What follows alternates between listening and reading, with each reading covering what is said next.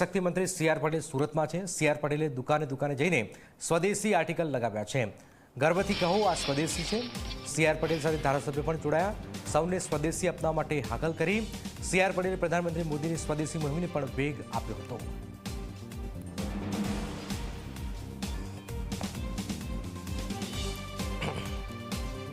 મારી પણ આપ સૌના માધ્યમથી દેશવાસીઓને પણ વિશેષ કરીને સુરત અને ગુજરાતના ભાઈ બહેનોને વિનંતી છે કે આ દિવાળીમાં વોકલ ફોર લોકલનો આગ્રહ કરવો જોઈએ।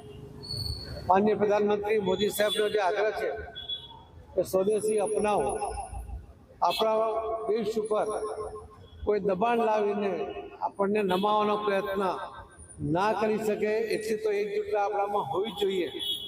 અને મોદી સાહેબના નેતૃત્વમાં આપણને જ્યારે આ તક મળી છે ત્યારે આપણે સ્વદેશી વસાવો। મોદી સાહેબે જે જીએસટી ઓછું કરીને દરેક વસ્તુઓને ખૂબ મોટો ભાવમાં ફરક કર્યો છે અને વેપારીઓને પણ મારી આપના માધ્યમથી વિનંતી છે કે પણ એમને મળેલો જીએસટીનો ફાયદો એ પાસ ઓન કરે, એના પોતાના પાસે રાખવાનો પ્રયત્ન ના કરે, એ પણ મારી વિનંતી।